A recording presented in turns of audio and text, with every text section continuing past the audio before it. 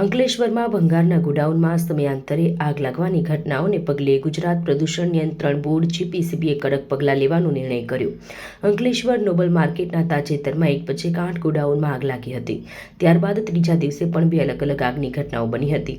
આ મામલે જીપીસીબીએ હવે ગેરકાયદેસર સ્ક્રેપનો નિકાલ કરનારા ઉદ્યોગો સામે કાર્યવાહી કરવાનો નિર્ણય લીધો છે.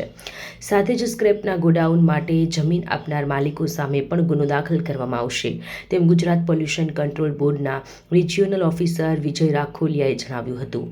અંકલેશ્વરમાં જમીન ભાડે રાખીને ગેરકાયદેસર રીતે સ્ક્રેપના માર્કેટ અને ગોડાઉન ઊભા કરવામાં આવે છે.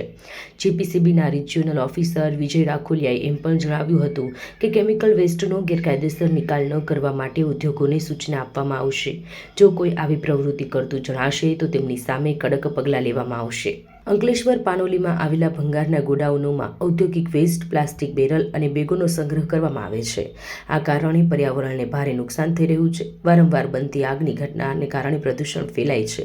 આ ગંભીર સમસ્યાની રાજ્ય સ્તરે નોંધ લેવાતા જીપીસીબીએ હાલ તો કડક વલણ અપનાવ્યું છે. અઝર પઠાણ, અંકલેશ્વર, સત્યડી ન્યૂઝ.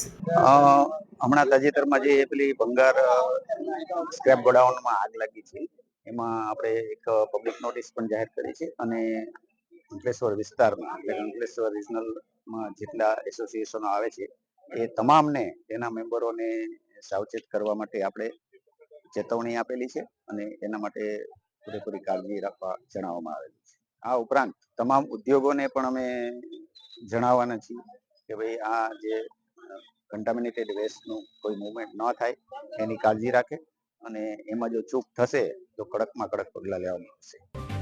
જો તમે આ વિડીયો ફેસબુક પર જોઈ રહ્યા છો તો લાઈક અને ફોલો કરો અને યુટ્યુબ પર જોઈ રહ્યા છો તો અમારી ચેનલને સબસ્ક્રાઇબ કરો.